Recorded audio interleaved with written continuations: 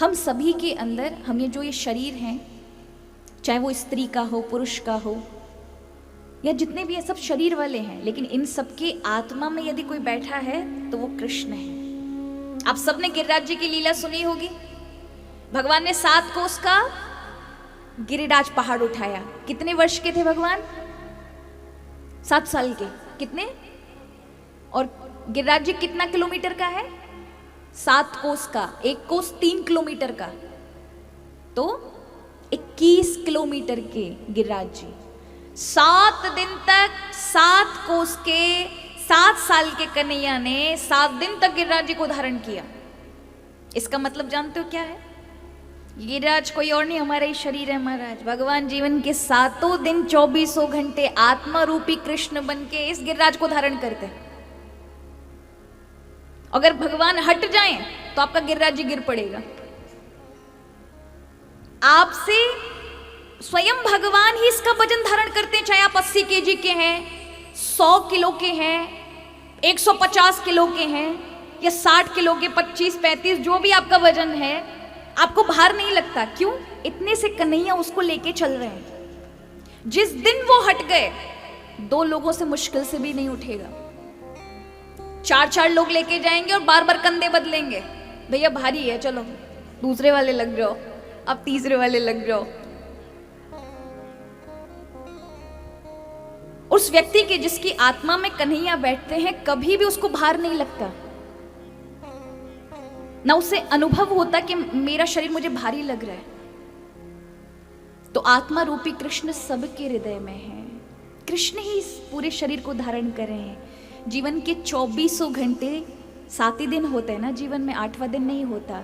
हफ्ते के 7 ही दिन होते और 7 दिन 24 घंटे कृष्ण ही धारण किए, कृष्ण ही चला रहे हैं।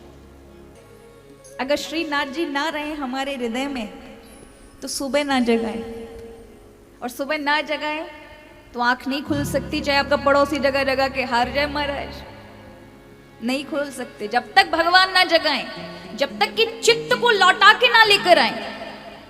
दोबारा से आपका मन जो संसार में आपने पढ़ा लिखा करके सुबह शुरुआत बचपन से लेके और जितनी उम्र है तब से तैयार किया, उस मन को ना छोड़े तो गए आप। यही सब मरण ले जाकर आपको संसार में जला देंगे। इसलिए भगवान की बड़ी कृपा है, रात्रि में लेके जाते हैं, सुबह जगाते हैं। इस बीच में आप कुछ भी नहीं कर रहे हैं, वही आपके शरीर को चला रहा है, हृदय की धड़कन को बराबर रूप से देख रहा है, रक्त का संचार कर रहा है, आपकी रक्षा करके बैठा है। इसलिए वो परमात्मा सत्य स्वरूप है जो सब में है। अब वही सत्य परमात्मा, उसको कहा जाता है सच्चिदानंद, सत्य चित आनंद। चिद किसे कहते हैं?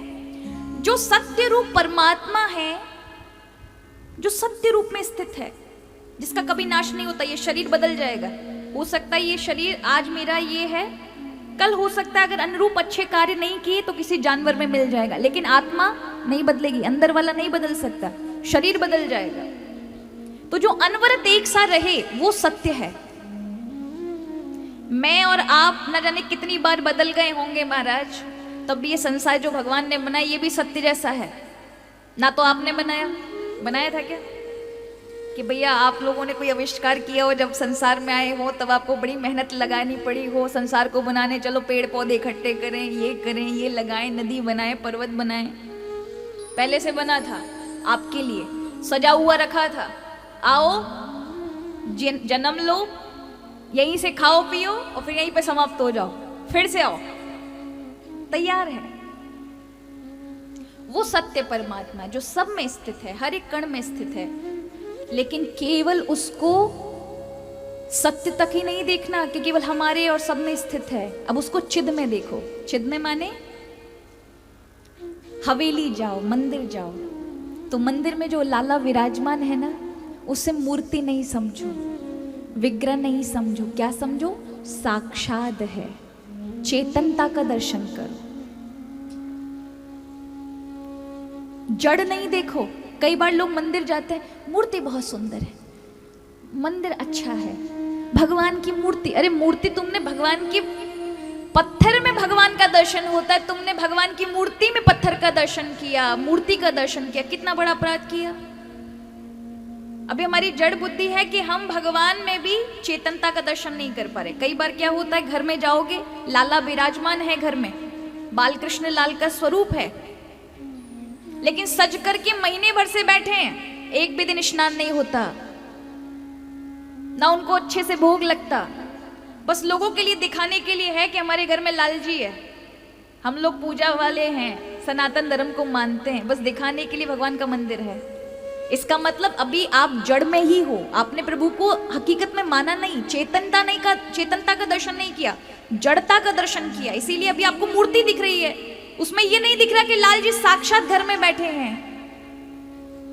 वैष्णव कौन है, भगवान का भक्त कौन है, जिसका हृदय ये आभास कर सके, मैं नहाता हूं तो मेरे ठाकुर जी बिना नहाए रह नहीं सकते। जब मैं एक दिन नहीं ना नहाऊं तो मेरी हृदय में बेचैनी हो जाएगी, मेरा शरीर मुझे साथ नहीं देगा।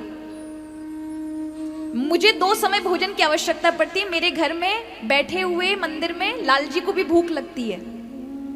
मुझे ठंड गर्मी का एहसास होता है, मेरे लाला को भी होता है। मैं आभूषण वस्त्र पहनता हूं या पहनती हूं तो मुझे मेरे ठाकुर जी को भी पहनाने, उनको भी इच्छा होती होगी।